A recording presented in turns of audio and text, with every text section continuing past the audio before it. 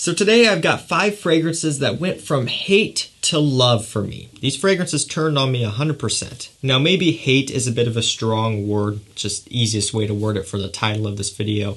But all of these here I started off having a dislike towards. I didn't care for them. And that's for one reason or another, which I'll cover with each of these individual fragrances, but ultimately at the end of the day, these all came around to me to the point now where I really enjoy them. And the reason why I'm making this video is to again reiterate that things can change big time on you. You know, this hobby is so crazy because you could start off loving something and then get tired of it, and you could start off hating something and then it ends up becoming one of your favorite scents. And that's why I always encourage you guys to give things a second, third, fourth, fifth try. You may not love everything right off the bat, but you'll find that fragrances that may take a bit longer for you to warm up to end up being some of your favorites in the long haul. I don't know why, but that's just what happens. So again, 5 fragrances here. We'll run through these pretty quick, and I will link them down below if you just want to, see what's in there, or if you want to grab any of these for yourself. Let's kick this off with Dolce & Gabbana The One Gold. So this one has a much longer name than that. I believe, technically speaking, it's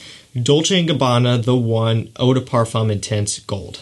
But who wants to say that? At this point, these flankers are getting out of hand, and so we'll just go with the One Gold because it's a gold bottle. So the reason why I had a dislike towards this one in the beginning when I first smelled it, and you can see my first impressions, was primarily because I found that it wasn't really anything like the Dolce & Gabbana The One DNA. I found that it really wasn't all that similar to Dolce & Gabbana The One EDP Intense. I just found it to be kind of in a weird spot. It didn't really seem to fit in. And I also found that just right off the top, there wasn't anything that initially caught my attention with it. I just kind of wrote it off pretty early on. Then I started to give it some more wearings, I was testing it a lot more for a full review. And I found that each time I applied it, each time I sprayed it and I smelled it, I liked it more. Like right now, spraying it up in the air, I think this smells great. I think there is some value behind this one. I think there is something a bit appealing about it to where I think a lot of you would end up liking it as well. But what I had to do was I had to essentially disconnect this fragrance from the whole Dolce & Gabbana The One lineup, right? Because I'm a huge fan of the EDT and EDP, the smell of them. I think that is one of the best, sexiest men's designer fragrance smells out there, period. The performance on those does lack, but just going off a smell here, I never get tired of it. I love Dolce & Gabbana The One. And they have some other great flankers too, but ultimately just the original EDT and EDP is my favorite smell out of all of them. And so when I go into something like this, and in the back of my mind I have the one smell on a pedestal, everything else that they release is just not as good, and that makes sense, right? It's not trying to smell like Dolce & Gabbana The One. They're just flankers here. So I had to disconnect myself with this fragrance from everything else, and when I look at it standalone, I appreciate it a lot more. So if you find yourself having an attachment to a certain fragrance and then you can't really get along with all the other flankers because they aren't similar, just try to remove them, right? Just instead of looking at this as a flanker, look at it as a standalone release from Dolce & Gabbana, and I think then you'll start to appreciate it more. That's kind of what I've had to do here, just create a bit of a disconnect. And now that I've done that, I've been able to appreciate it for what it is. I think it has great versatility. The performance is pretty good on it. It's a great compliment getter. It's very pleasant stuff. I do enjoy it quite a bit. And so this one definitely went from one that I didn't care for to one where, admittedly, I really enjoy now. So this next one is a fragrance from Guerlain. This one is Vetiver. This is just the Eau de Toilette. A classic men's fragrance, right? And believe it or not, when I first got this, I did not care for it. This is actually not my first bottle. This is my second bottle. And no, I didn't wear through it, obviously, the first time I sold it or swapped it. I didn't want it in my collection. I was done. Smelled it a couple times and I'm like, nope, not for me. I'm a big fan of Vetiver, so obviously this happened in the very beginning stages of my collecting hobby. But I also found and still do think that the type of vetiver mixing with the other notes like the tobacco in here, it does give off for sure, a different smell. It's a different approach on your typical vetiver scent. Just everything that's going on. There's a smokiness in here. The vetiver is on the drier side. It's still a fragrance that is classy, masculine, but it's not like an ultra soapy clean vetiver. This is a vetiver scent with a little bit more of a rugged twist. It still is a clean scent. It could be a great office scent, but when you put this up against Tom Ford Grey Vetiver, Roge Parfums Vetiver, there's a difference there. And so for me at the time when I first smelled it, it just didn't really resonate with me. Eventually, for whatever reason, I decided to go ahead and grab another bottle, and now I really, really enjoy it. I can appreciate this one now. I like the fact that it has more depth behind it. It makes it a bit more complex. It makes it a bit more interesting. Typically, vetiver fragrances can be pretty standard, pretty flat, right? Typically just vetiver, which makes sense. But I like that there's more going on in here with some citrus. You know, it has more of a classy approach that I now respect, and when I first started out, I didn't so much. I mean, this is a classy scent. It's Guerlain Vetiver. The stuff is timeless, and it just works so well. An amazing, amazing scent. It's one that it can also be had for a really good price online on discounters. It will be linked down below. One of the more affordable vetiver scents when you're looking at the Tom Ford vetivers and the Roge Parfum vetivers, and that's just a couple to name.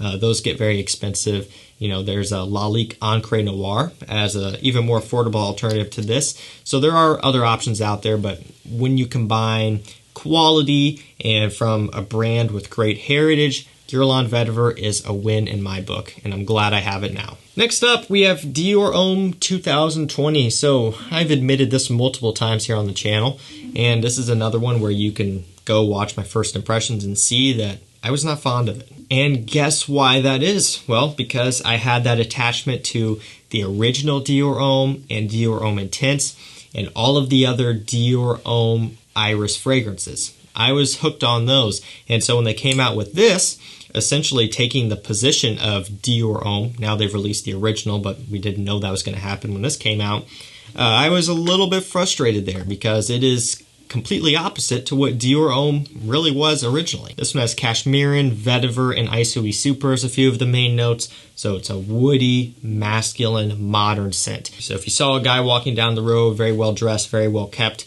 younger guy, I would imagine him to be wearing Dior Homme 2020. It does have that new style of men's perfumery smell to it. It's not sweet, but it's also not fresh in terms of being a blue fragrance. It's just woody and a bit musky. And again, I never thought that it smelled bad. It just wasn't really, you know, having a spark for me. It just didn't have much of a magic to it.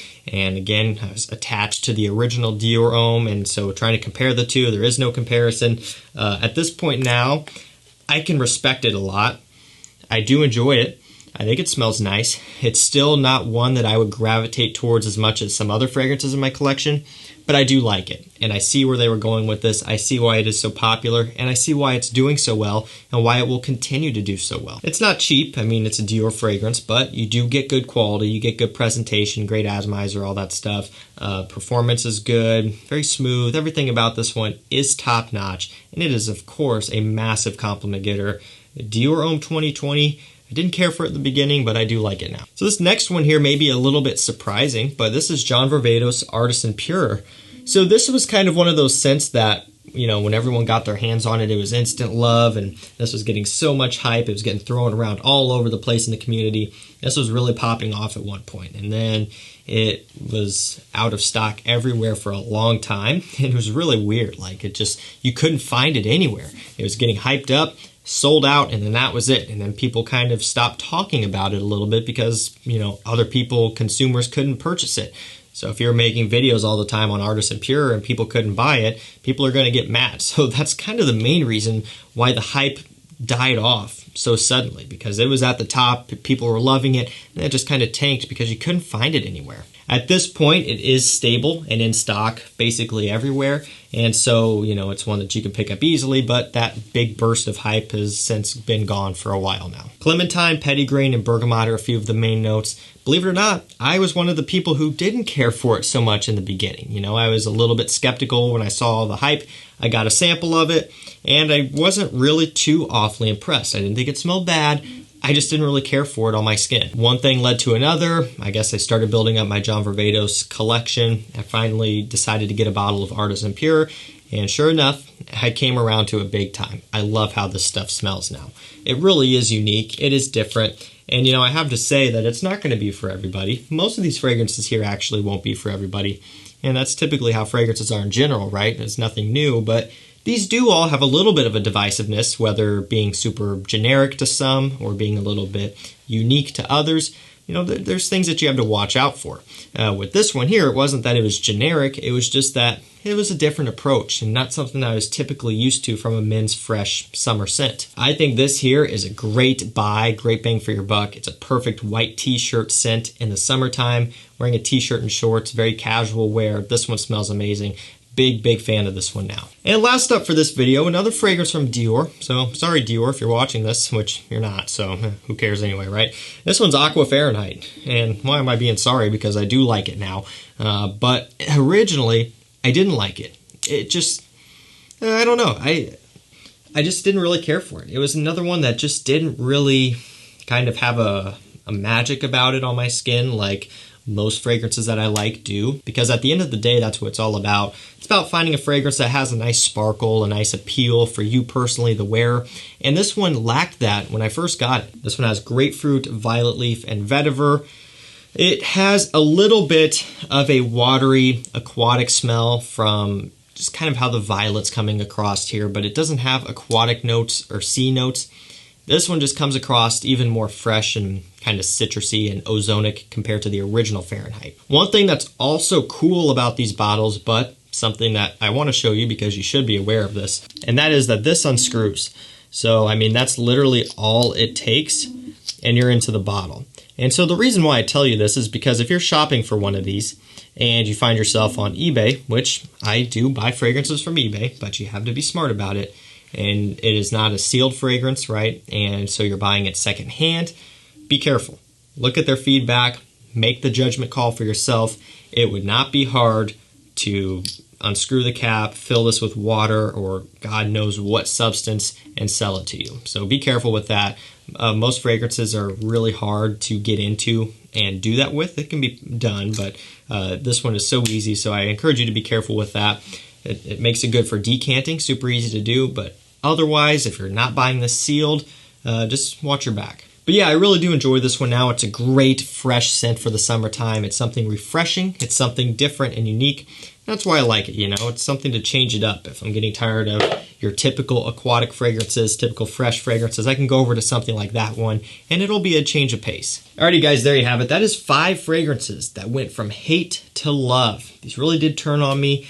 They're fragrances that I maybe was a bit harsh on in the beginning, or I just really didn't like them, and now I do. Remember, I will provide links to all of these down below so you can pick them up easily. There will be a link for the Fragrance Net 37% off code. Just click that link, and it will automatically apply it, and then you can go through it and get whatever you want for 37% off. I don't know how long they're going to keep that active. They took it away for a while, down to 35. Now it's back up, so hopefully they keep it up for a little while longer, or maybe they're going to take it away again when the holidays are over. I'm not sure. But regardless, I would take advantage of that while you can. Let me know down below, what fragrances changed on you? Which ones did you start off not liking and you ended up liking? Or you could go in the other direction. Tell me fragrances that you liked in the beginning and then maybe you got tired of and you don't like them anymore. Because I've definitely had that happen as well. And maybe I can do a video on that in the future. Thank you so much for watching. Stay safe, stay healthy. We'll see you tomorrow with another one. Take care.